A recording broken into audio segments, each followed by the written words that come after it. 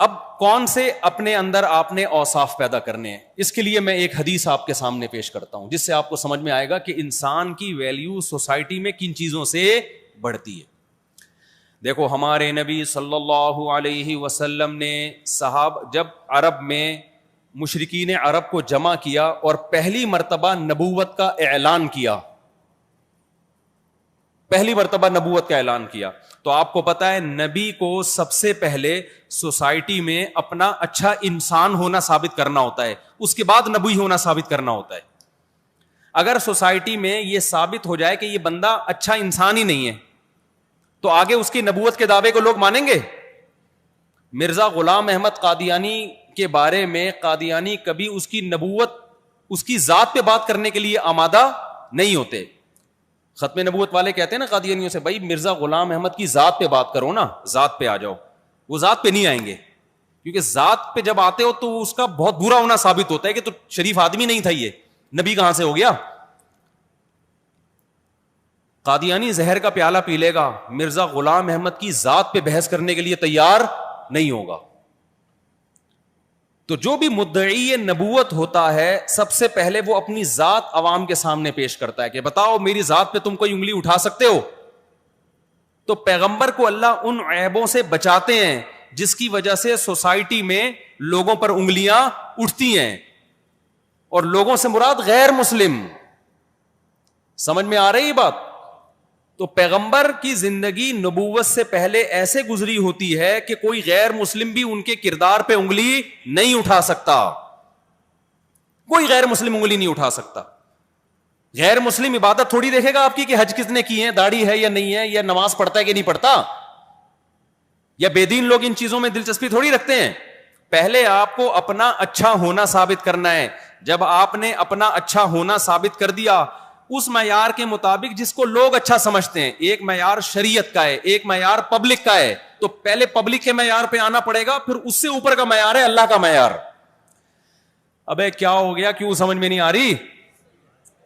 ایک معیار وہ ہے جو پوری دنیا میں اچھائی کا معیار ہے، جس کو شریعت بھی مانتی ہے دنیا بھی مانتی ہے. پھر اس سے اوپر کا ایک معیار ہے جس کو شریعت مانتی ہے دنیا نہیں مانتی. تو پہلے آپ کو لوگوں کے معیار پہ اونچا ہونا پڑے گا، پھر سوسائٹی آپ کو قبول کرے گی، بولے گی یہ اچھا آدمی ہے، پھر جو آپ بات کرو گے سوسائٹی میں وہ بات سنی جائے گی. تو ہمارے نبی نے جب دعوت کا آغاز کیا تو ڈائریکٹ یہ نہیں کہہ دیا کہ میں پیغمبر ہوں اور ایک خدا کو مانو، 5 ٹائم نمازیں پڑھو. نہ بھائی، یہ بات لوگ جب مانیں گے جب لوگ پیغمبر کو نبی مانیں گے، اور نبی ماننے سے پہلے پیغمبر کو اچھا انسان مانیں گے، اس کے بعد اگلی باتیں سنیں گے. اس لیے پیغمبر صلی اللہ علیہ وسلم نے جب تمام مشرکین کو مکہ میں جمع کیا تو آپ صلی اللہ علیہ وسلم نے لوگوں سے پوچھا کہ بتاؤ تم نے مجھے 40 سال کیسا پایا؟ لوگوں نے جواب دیا کہ آپ صادق بھی ہیں اور امین بھی ہیں. تو پتہ چلا کہ پوری دنیا میں اچھائی کا ایک بنیادی معیار ہے صداقت اور امانت. جس میں صداقت ہو اور امانت ہو وہ بندہ کیریکٹر کے لحاظ سے اچھا کہلاتا ہے. جس میں صداقت اور امانت نہیں ہے کیریکٹر کے لحاظ سے دنیا میں وہ اچھا نہیں کہلاتا، چاہے نماز پڑھتا ہو، تہجد پڑھتا ہو، چاہے توحید پرست ہو. میں دنیا کی بات کر رہا ہوں. تو آپ اگر اپنی ویلیو سوسائٹی میں بڑھانا چاہتے ہو تو صداقت اور امانت پیدا کر لو، گھٹانا چاہتے ہو تو صداقت اور امانت کو اپنے آپ سے ختم کر دو.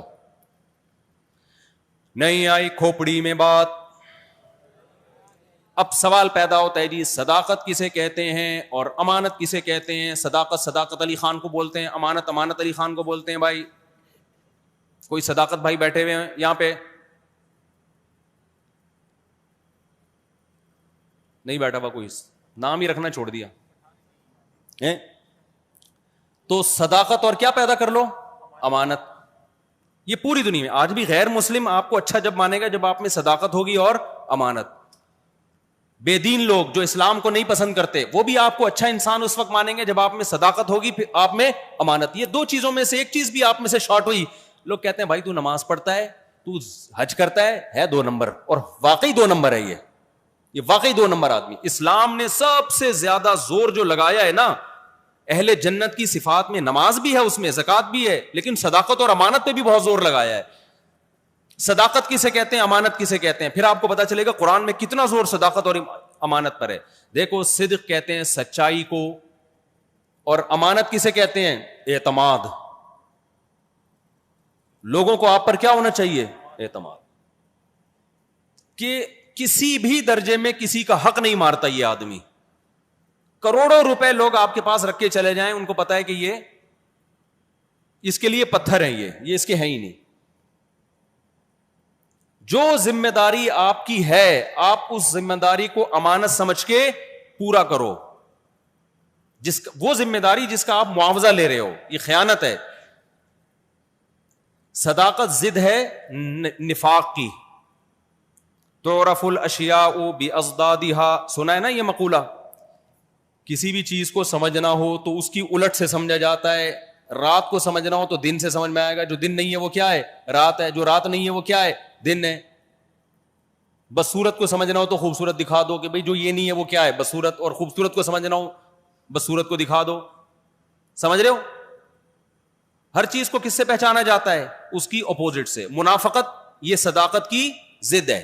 منافقت کسے کہتے ہیں, قول فعل میں تضاد, پھینکو. قول فعل میں کیا ہو, پتہ ہی نہیں چلتا یہ کم بخت جو بول رہا ہے یہ دل میں بھی ہے یا اوپر سے ہمیں بیوقوف بنانے کے لیے ٹوپی کرا رہا ہے. یہ آج یہ جرم سوسائٹی میں بہت زیادہ ہے یا نہیں ہے, چونا لگا دیا, ٹوپی کرا دی, ہر جگہ جھوٹ, ہر جگہ جھوٹ, ایسی چیزوں کے دعوے جن پر عمل نہیں ہے.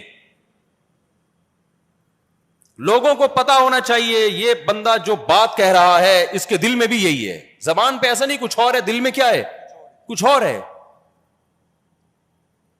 صداقت کا مطلب صرف سچ بولنا نہیں ہے, قول و عمل ان میں تضاد نہیں ہونا چاہیے. لما تقولون ما لا تفعلون, ایسی چیز کے دعوے کیوں کرتے ہو جس پر عمل نہیں ہے تمہارا. وَيُحِبُّونَ أَن يُحْمَدُوا بِمَا لَمْ يَفْعَلُوا, یہود و نصارہ کی علماء میں یہ برائی تھی کہ جو کام کرتے نہیں تھے چاہتے تھے اس کی نسبت ہماری طرف ہو, ہم کیش کرائیں اس کو کہ میں نے کیا یہ کام. آج کتنی کتابیں ہیں, کوئی لکھتا ہے دوسرے مولوی اپنے نام سے چھاپ دیتا ہے اس کو, بہت دیکھ رہا ہوں. میں نے جب 4 شادیوں والی کتاب لکھی نا تو 2 کتابیں اس جیسی اور آ گئی مارکیٹ میں. میں حیران, یار میں نے تو اتنی محنت کر کے کتاب لکھی, پوری رات بیٹھا رہتا تھا میں, تو یہ ماشاءاللہ بڑی استعداد والے لوگ ہیں, انہوں نے اس سے بڑی کتاب چھاپ دی. واہ بھائی واہ. پتہ چلا وہ ساری میری کتاب سے چوری کی ہوئی تھی, اور جنہوں نے کیا وہ دونوں مولوی. حتیٰ کہ اگر میں نے کسی کتاب کا حوالہ دیا, حوالہ غلط ڈال دیا تو انہوں نے بھی غلطی ڈال دیا.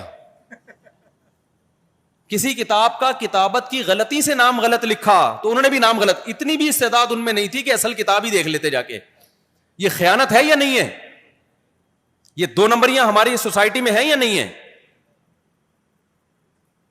ہم جب استاذ محترم حضرت مفتی ابو لبابہ صاحب کی خدمت میں تخصص کر رہے تھے نا, افتاء کا کام, تو استاد جی نے ہمیں ایک بات بتائی کہ اگر آپ نے کسی عبارت یا کسی حدیث کو خود اصل کتاب میں دیکھا ہے, خود دیکھا ہے, تو آپ لکھو کہ یہ بخاری کی حدیث ہے اور حدیث نمبر فلاں ہے, آپ نے خود دیکھی ہے.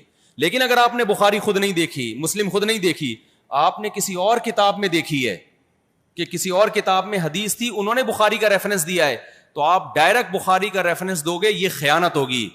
کیونکہ کسی اور کی محنت کو کیش کون کرا رہا ہے, آپ کرا رہے ہو. آپ بولو فلاں کتاب بحوالہ بخاری, نہیں آئی بات. آپ بولو کہ کتاب فلاں کی میں نے فلاں میں دیکھا ہے, اس نے بخاری کی اس حدیث کا حوالہ دیا ہے, کیونکہ آپ فلاں کتاب سے اٹھا رہے ہو نا. ابے تم لوگ کو سمجھ میں نہیں آ رہا تو کیا کرو گے تم آگے جا کے. یہ اتنی خیانتیں آج اہل علم میں ہو رہی ہیں جس کی انتہا نہیں ہے. کوئی تحقیق کسی اور کی ہوتی ہے, نام کس کا ڈال دیا جاتا ہے, اپنا. یہ صداقت ہے, اس کو صداقت کہیں گے؟